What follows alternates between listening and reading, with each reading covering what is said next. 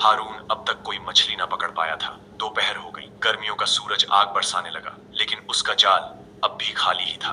3 बजे के करीब उसकी नजर एक ऐसी कश्ती पर पड़ी जहां पर खड़े शख्स का चेहरा कुछ जाना पहचाना था। वह कोई और नहीं बल्कि शिराज था, वही शिराज जिसने कल रात हारून को जलील करके अपने घर के दरवाजे से वापस भेज दिया था। वह अपनी कल वाली मछलियां बाजार में बेच देने के बाद अब फिर से और मछलियां पकड़ने गहरे समंदर पर आ चुका था। उसकी कश्ती हारून की कश्ती से कहीं बड़ी और मजबूत थी, और मछली पकड़ने का सामान भी उसके पास हारून से कहीं ज्यादा बेहतर था। हारून उसकी कश्ती के करीब आया तो उसने देखा कि शिराज की कश्ती मछलियों से भरी हुई थी, और उसके जाल में अब भी और मछलियां आ रही थीं, जिन्हें वह समंदर से निकाल कर वापस जा रहा था। वापस जाते हुए उसने हारून को शर्मिंदा करने के लिए अपनी कश्ती में पड़ी वह सबसे बड़ी मछली दिखाई, जिसकी कीमत इतनी थी कि उसे बेचकर उसका 1 महीना आराम से गुजर सकता था। ये मंजर देखकर हारून को अपनी बदनसीबी पर अफसोस होने लगा। उसे यकीन हो गया कि आज भी वो खाली हाथ ही घर जाएगा, और हुआ भी ऐसा ही। रात के अंधेरे में जब वो वापस अपने घर आया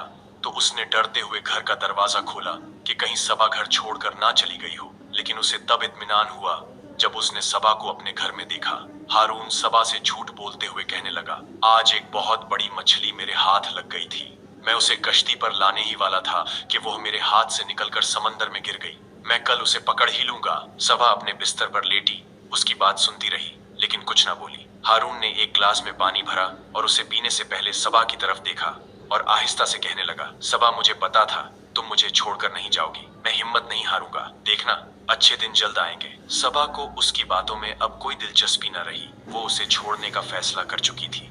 उसने अपने सारे कपड़े एक संदूक में बंद कर लिए थे। वो रात का अंधेरा खत्म होने का इंतजार कर रही थी और सुबह की किसी ट्रेन से अपने माँ बाप के घर जाने वाली थी। लेकिन हारून अभी ये बात नहीं जानता था। हारून चाहे आज कोई मछली न पकड़ पाया था, लेकिन अपनी बीवी को अपने साथ पाकर उसे जिंदगी में कुछ उम्मीद नजर आने लगी। उसे लगने लगा कि वो उसके बुरे वक्त में उसके साथ खड़ी है।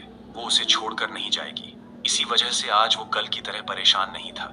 आज वो फिर से अपनी बीवी के लिए खाना लेने उसी साहिल किनारे जा बैठा जहां वो बूढ़ा कल उसके लिए खाना लेकर आया था। लेकिन आज बूढ़ा कहीं नजर नहीं आ रहा था। हारून की बेचैनी बढ़ने लगी। हारून ने इधर उधर देखकर खुद से सवाल पूछा, अगर आज वो बूढ़ा ना आया तो मैं सबा के लिए घर खाना कैसे लेकर जाऊंगा। वक्त गुजरता गया। रात गहरी, सितारे और रोशन, हवा मजीद सर्द और लहरें और भी तेज होने लगी। अब साहिल किनारे बैठकर बूढ़े का इंतजार करना फजुल था। आज वो नहीं आने वाला था। हारून मायूस होकर अपने घर चला आया। आज जिंदगी में वो पहला मौका था जब वो अपनी बीवी के लिए खाने की कोई चीज ना ला पाया था। सबा रात का खाना खाकर सुबह के इंतजार में सो चुकी थी, जबकि हारून भीगी पलकें लिए उन बर्तनों को देख रहा था जिनमें सबा खाना रखा करती थी।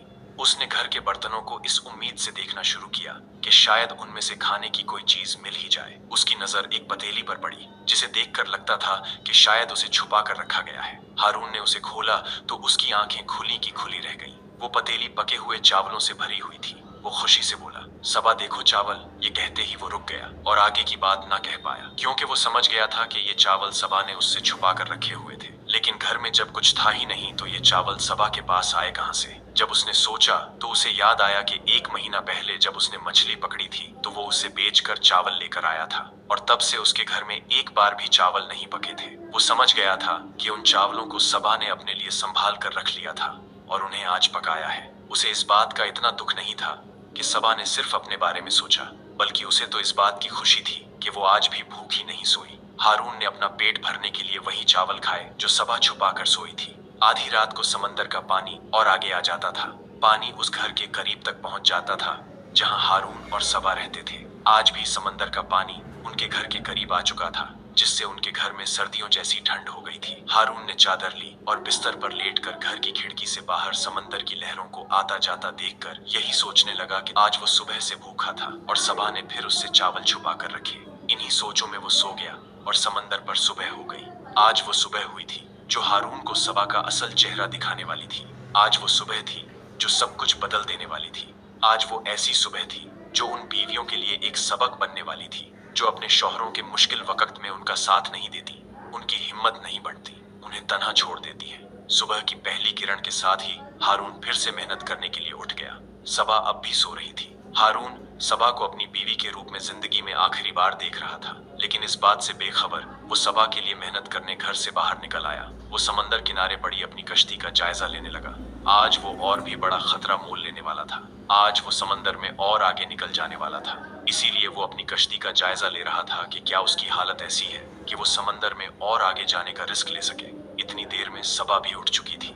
उधर हारून कश्ती लेकर समंदर पर रवाना हुआ। इधर सबा रेलवे स्टेशन के लिए रवाना हुई। वो अपना घर और अपना शौहर छोड़कर हमेशा हमेशा के लिए वहां से चली गई। सूरज अब थोड़ा और ऊपर आ चुका था। हारून ने अपना जाल उठाया और समंदर में फेंक दिया। उसके हाथ ठीक जाल की रस्सी पर थे। हर बार की तरह एक उम्मीद और मछली का इंतजार। लेकिन फिर अचानक उसका जाल हिलने लगा। जाल भारी लग रहा था। हारून अपने हाथों से जाल खींचने लगा और फिर जब जाल पानी से बाहर आया तो हारून की आंखों में चमक आ गई। जाल के अंदर एक बड़ी सी मछली थी, लेकिन सिर्फ वो नहीं, उसके छोटे छोटे बच्चे भी थे। मछली जैसे उसे देख रही थी। हारून ने जिंदगी में पहली बार ऐसी आंखें देखी, गहरी, बेचैन और मदद तलब। उसके मासूम छोटे बच्चे जाल में फंसे हुए थे, बेचैन और बेबस। हारून का दिल पिघल गया। उसने आहिस्ता से जाल खोला और मछली के छोटे छोटे बच्चों को निकालकर पानी में छोड़ दिया। वो फौरन तैरती हुई अपनी माँ के गिर्द घूमने लगी, लेकिन उनकी माँ अब भी जाल में थी। मछली के बच्चे चाहते थे कि किसी तरह वो अपनी माँ को जाल से आजाद करवा ले। वो चाहते थे कि समंदर में अपनी जिंदगी वो अपनी माँ के साथ ही गुजारे। हारून ने जब ये मंजर देखा तो वो सारी कहानी समझ गया, पर वो मजबूर था। वो अपना घर बचाने और उसे चलाने के लिए हर हाल में कोई न कोई मछली पकड़कर ही आज अपने घर जाना चाहता था। लिहाजा उसने जाल को पूरा कश्ती के अंदर खींच लिया और मछली कश्ती में आकर तड़पने लगी। कश्ती से बाहर मछली के बच्चों की आंखें ऐसी लग रही थीं जैसे वो रो रहे हों। मछली चाहे कश्ती में आ गई थी, लेकिन उसके बच्चे अब भी कश्ती के साथ तैर रहे थे। हारून की नजर फिर से मछली के बच्चों पर पड़ी। उनकी हालत देखकर हारून को उन पर तरस आ रहा था, लेकिन अगर आज वो मछली को छोड़ देता तो आज उसके घर में खाने को कुछ भी नहीं था।